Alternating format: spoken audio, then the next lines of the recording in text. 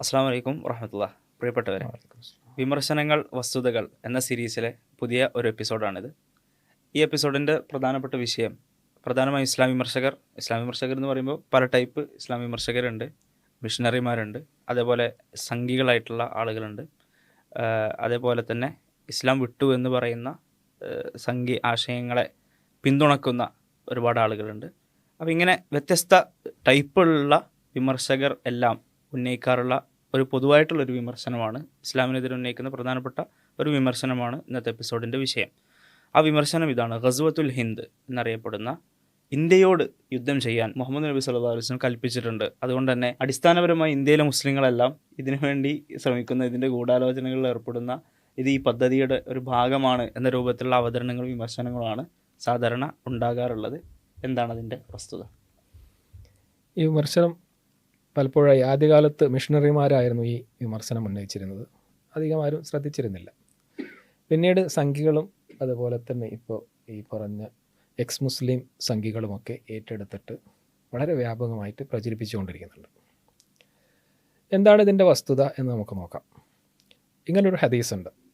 സൗബാൻ റളിയല്ലാഹു അൻഹു റിപ്പോർട്ട് ചെയ്യുന്ന ഹദീസിൽ റസൂൽ സല്ലല്ലാഹു അലൈഹി വസല്ലം പറഞ്ഞു, എൻ്റെ സമുദായത്തിൽപ്പെട്ട 2 വിഭാഗക്കാർ നരകത്തിൽ നിന്ന് മോചിപ്പിക്കപ്പെടുന്നതാണ്. ഒന്നാമത് ഹിന്ദ് കീഴ്പ്പെടുത്തുന്നവരാണ് അത്.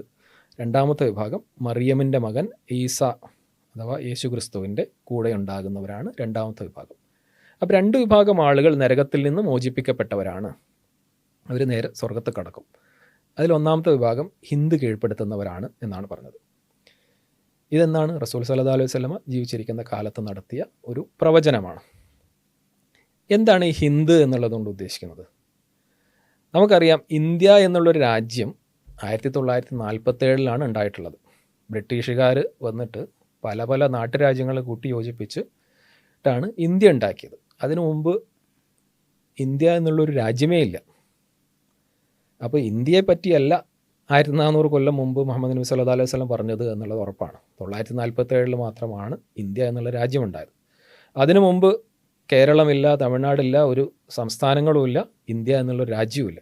കേരളം പോലും കോഴിക്കോട് എന്നുള്ളത് ഒരു രാജ്യം, തിരുവിതാംകൂർ എന്നുള്ളത് വേറൊരു രാജ്യം, കൊച്ചി എന്നുള്ളത് വേറൊരു രാജ്യം, അങ്ങനെ വിവിധ നാട്ടുരാജ്യങ്ങളായിരുന്നു. അതേപോലെ സൗത്ത് ഇന്ത്യ എന്നുള്ളത് നോർത്ത് ഇന്ത്യയുമായിട്ട് ഇന്നത്തെ നോർത്ത് ഇന്ത്യയുമായിട്ട് കണക്ഷനൊന്നുമില്ല.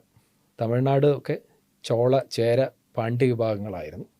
അതേപോലെ ഹൈദരാബാദിൽ വേറെ, മൈസൂരിൽ വേറെ, അങ്ങനെ സൗത്ത് ഇന്ത്യ നോർത്ത് ഇന്ത്യയുമായിട്ട് വേർപെട്ട് കിടക്കുന്നതാണ്. സാംസ്കാരികമായും വളരെ വ്യത്യാസമുണ്ടായിരുന്ന ആളുകൾ. ഇതൊക്കെ യോജിപ്പിച്ച് ഇന്ത്യ എന്നുള്ളൊരു രാജ്യം ഉണ്ടാക്കിയത് ബ്രിട്ടീഷുകാരാണ് സത്യത്തിൽ. അതിനു മുമ്പ് ഇന്ത്യ എന്നുള്ള രാജ്യം പോലും ഇല്ല.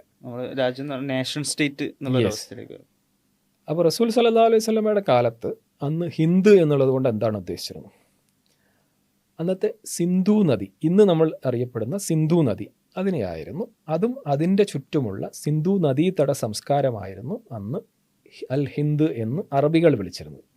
ആ പേരിൽ നിന്നാണ് ഹിന്ദു എന്നുള്ള ആ ഒരു ഹിന്ദു മതം എന്ന് പറയുന്ന ആ ഒരു മതത്തിന് പോലും ആ ഒരു പേര് കിട്ടിയത്. ഈ അറബികൾ വിളിച്ച ഈ അൽ ഹിന്ദ് എന്നുള്ള സിന്ധു നദിയുടെ ചുറ്റുമുള്ള പ്രദേശങ്ങൾ എന്നുള്ള അർത്ഥത്തിൽ അവർ വിളിച്ച പേരിൽ നിന്നാണ് ഹിന്ദു എന്നുള്ള പേര് പോലും ഉണ്ടായിട്ടുള്ളത് എന്നാണ് ചരിത്രം. അപ്പോൾ അൽ ഹിന്ദ് എന്ന് പറഞ്ഞാൽ സിന്ധു നദിക്ക് ചുറ്റുമുള്ള പ്രദേശങ്ങളെ സൂചിപ്പിക്കാൻ വേണ്ടിയിട്ട് അവരുപയോഗിച്ചിരുന്ന പദമായിരുന്നു. ഈ സിന്ധു നദി എന്നുള്ളത് ടിബറ്റിൽ നിന്ന്, ഇന്ന് ചൈനയുടെ പാർട്ടായിട്ടുള്ള ടിബറ്റിൽ നിന്ന് ഉത്ഭവിച്ച് ഒഴുകി വന്ന് അത് ഒരു 3000-ലധികം കിലോമീറ്റർ ഒഴുകിയിട്ട് പാകിസ്ഥാനിൽ, ഇന്നത്തെ പാകിസ്ഥാനിലെ കറാച്ചിയിൽ എൻഡ് ചെയ്യുന്ന വലിയൊരു നദിയാണ്. ലോകത്തെ തന്നെ ഏറ്റവും വലിയ നദികളിൽപ്പെട്ടൊരു നദിയാണ് സിന്ധു നദി. ആ സിന്ധു നദിയുടെ ചുറ്റുമുള്ള ഒരുപാട് സംസ്കാരങ്ങൾ പണ്ടുണ്ടായിരുന്നു. ഹാരപ്പ, മോഹൻജൊദാരോ എന്നൊക്കെ പറയും. ഇന്ന് അതൊക്കെ പാകിസ്ഥാനിലാണ്. അപ്പോൾ അതിന് ചുറ്റുമുള്ള ജനവിഭാഗങ്ങൾ എന്നുള്ളത് അൽ ഹിന്ദ് എന്നുള്ളത് കൊണ്ട് അന്നത്തെ കാലത്ത് ഉദ്ദേശിക്കപ്പെട്ടിരുന്നത് ഇന്നത്തെ അഫ്ഗാനിസ്ഥാൻ, ഇന്നത്തെ പാകിസ്ഥാൻ, ഇന്നത്തെ നോർത്ത് ഇന്ത്യയുടെ ചില ഭാഗങ്ങൾ എന്നിവയൊക്കെ ഉൾക്കൊള്ളുന്ന ഭാഗമാണ്. അത് നമ്മൾ ആ മാപ്പിൽ നോക്കിയാൽ നമുക്ക് മനസ്സിലാവും. അൽ ഹിന്ദ് എന്നുള്ളത് കൊണ്ട് ഇന്ന് നമ്മൾ അഫ്ഗാനിസ്ഥാൻ എന്ന് പറയുന്ന ഭാഗം, അല്ലെങ്കിൽ ഇന്ന് നമ്മൾ പാകിസ്ഥാൻ എന്ന് പറയുന്ന ഭാഗമാണ് അൽ ഹിന്ദ് എന്ന് അന്നത്തെ കാലത്ത് ഉദ്ദേശിച്ചിരുന്നത്. സിന്ധു നദിയുടെ ചുറ്റുമുള്ള ആ പ്രദേശങ്ങൾ അൽ ഹിന്ദ്. അല്ലാതെ ഇന്ന് നമ്മൾ കാണുന്ന ഒരു ദേശരാഷ്ട്രമായ ഇന്ത്യ അല്ല. ഈ ഇന്ത്യ നിലവിൽ വന്നത് 1947 അന്നൊന്നും അന്ന് ഓരോന്നും ഓരോ രാജ്യമാണ്. ഇന്നിപ്പോൾ നമ്മൾ പാകിസ്ഥാൻ എന്ന് പറയുമ്പോൾ നമുക്കൊരു മറ്റൊരു രാജ്യമായിട്ടല്ല ഫീൽ ചെയ്യുന്നത്, അല്ലെങ്കിൽ അഫ്ഗാനിസ്ഥാൻ എന്ന് പറയുമ്പോൾ മറ്റൊരു രാജ്യമായിട്ടല്ല ഫീൽ ചെയ്യുന്നത്. അന്ന് നമ്മൾ കോഴിക്കോടുള്ളവർ തിരുവനന്തപുരത്തുള്ളത് മറ്റൊരു രാജ്യമാണ്, കോഴിക്കോടുള്ളവർക്ക് കൊടുങ്ങല്ലൂർ മറ്റൊരു രാജ്യമാണ്. ഓരോ തൊട്ടടുത്ത നാട് പോലും വേറെ രാജ്യമായിട്ട് ഉണ്ടായിരുന്ന ഒരു സംഭവമാണ് മുമ്പ് ഉണ്ടായിരുന്നത് എന്ന് നമ്മൾ മനസ്സിലാക്കണം. 1400 വർഷങ്ങൾക്ക് മുമ്പാണ് നബി സ്വല്ലല്ലാഹു അലൈഹി വസല്ലം ഇത് പറയുന്നത്. യെസ്, അന്നത്തെ ഉദ്ദേശിക്കുന്ന ആ സിന്ധ് അല്ലെങ്കിൽ ഹിന്ദ് എന്നുള്ളത് അത് ഈ ഒരു പ്രദേശമാണ്. അഫ്ഗാനിസ്ഥാൻ, പാകിസ്ഥാൻ, പിന്നെ നോർത്ത് ഇന്ത്യയുടെ ആ ഒരു ഗുജറാത്ത്, പഞ്ചാബ്, ആ ഒരു ഭാഗങ്ങളൊക്കെ മാത്രമാണ്. പിന്നെ നമ്മൾക്ക് തന്നെ അറിയാം, ഇപ്പം നമ്മൾ മഹാഭാരതം ഇന്ത്യയിലെ ഏറ്റവും പ്രധാന ഇതിഹാസമാണല്ലോ. ആ മഹാഭാരത യുദ്ധം നടക്കുന്നതും ആ മഹാഭാരതത്തിലെ കഥാപാത്രങ്ങളൊക്കെ ജീവിച്ചിരുന്ന പ്രദേശങ്ങൾ ഏതൊക്കെയാണ്? അത് ഇന്നത്തെ അഫ്ഗാനിസ്ഥാനും പാകിസ്ഥാനും ഒക്കെ ഉൾക്കൊള്ളുന്ന ഭാഗങ്ങളാണ്. മഹാഭാരതത്തിലെ ഏറ്റവും പ്രധാന കഥാപാത്രമാണ് ഗാന്ധാരിയുടെ മക്കളാണ് കൗരവർ. ഗാന്ധാരം എന്നുള്ള രാജ്യത്തെ രാജകുമാരിയാണ് ഗാന്ധാരത്തിൻ്റെ ഇന്നത്തെ പേരെന്താണെന്നറിയാം? കാണ്ഡഹാർ അഫ്ഗാനിസ്ഥാനിലെ സ്ഥലമാണ്. അഫ്ഗാനിസ്ഥാനിലെ രാജാവായിരുന്ന ആ രാജാവിൻ്റെ മക്കളാണ് അവരൊക്കെ ചേർന്നിട്ടുള്ള യുദ്ധമൊക്കെയാണ് മഹാഭാരതം. അപ്പോൾ നമ്മൾ മനസ്സിലാക്കേണ്ടത്, നമ്മളെ ഇന്നത്തെ ഇന്ത്യ എന്നുള്ളൊരു കൺസെപ്റ്റ് വെച്ചിട്ടല്ല ഇതിന് നമ്മൾ നോക്കേണ്ടത്.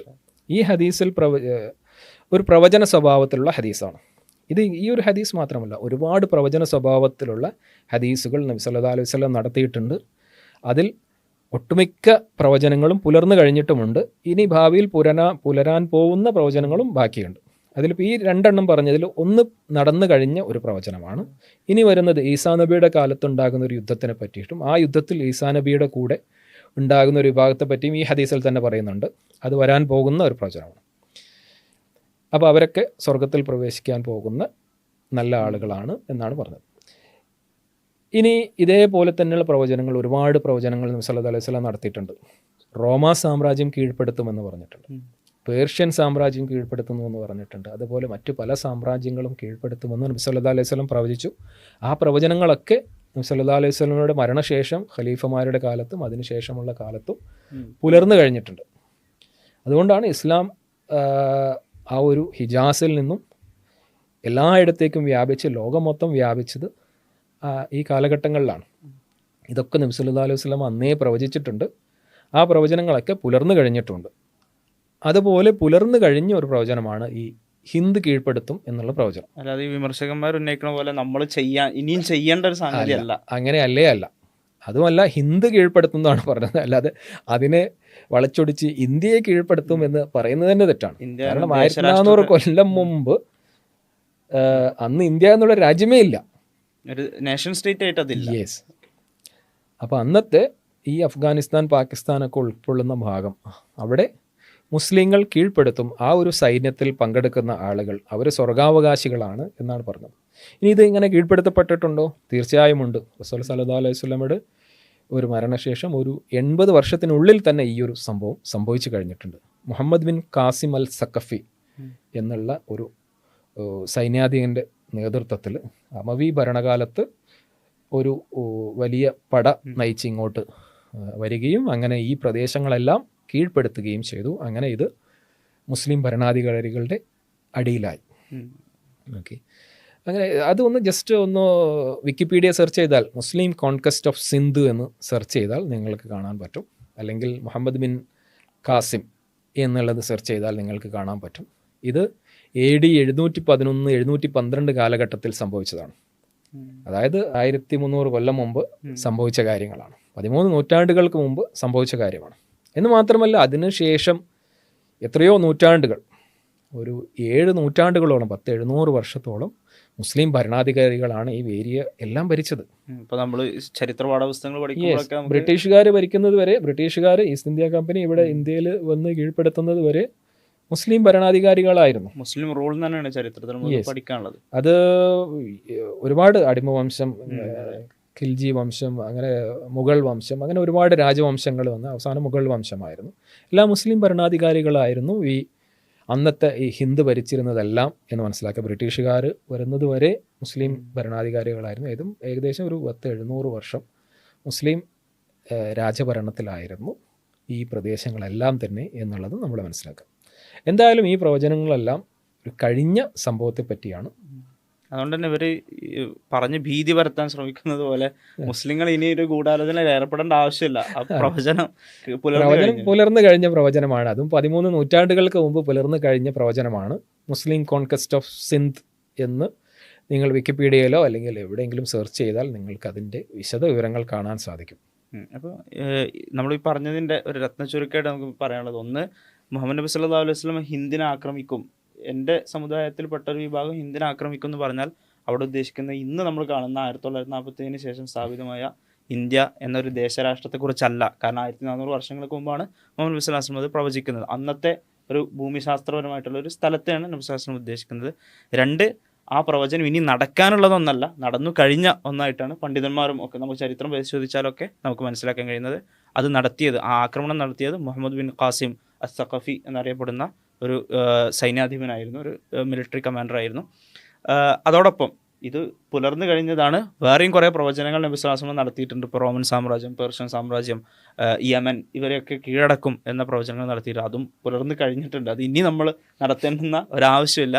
അതുകൊണ്ട് തന്നെ ഈ ഇസ്ലാം വിമർശകർ അല്ലെങ്കിൽ ഇസ്ലാമിനെതിരെ, മുസ്ലിങ്ങൾക്കെതിരെ വിദ്വേഷം, വെറുപ്പ് അത് വമിപ്പിക്കാൻ ശ്രമിക്കുന്നവർ യഥാർത്ഥത്തിൽ ശ്രമിക്കുന്നത് ഒരു ഭീതി പരത്താനാണ്. മുസ്ലിങ്ങളൊക്കെ ഇവിടെ ആക്രമിച്ച് കീഴടക്കാൻ പോവുകയാണ്, നമ്മൾ കരുതിയിരിക്കണം, നമ്മൾ ഇവരെ ഒന്ന് മാറ്റി നിർത്തണം, അപരവൽക്കരിക്കണം എന്നുള്ളൊരു ഒരു ചിന്ത പൊതു സമൂഹത്തിലേക്ക് ഇട്ടുകൊടുക്കാനാണ് ഇവർ ഇത്തരത്തിലുള്ള കളവുകൾ, അങ്ങനെ തന്നെ നമുക്ക് പറയാം, കളവുകൾ, തെറ്റിദ്ധരിപ്പിക്കലുകൾ നടത്തിക്കൊണ്ടിരിക്കുന്നത്. അതിൽ നമ്മൾ വഞ്ചിതരാകേണ്ട ആവശ്യമില്ല. ചരിത്രം പഠിച്ചാൽ തന്നെ ഇതിനുള്ള കൃത്യമായ ഉത്തരം നമുക്ക് ലഭിക്കുന്നതാണ്. ഇനി അടുത്തൊരു എപ്പിസോഡിൽ പുതിയൊരു വിഷയവുമായി വീണ്ടും വരാം. അസ്സലാമു അലൈക്കും വറഹ്മത്തുള്ളാഹി വബറകാതുഹു.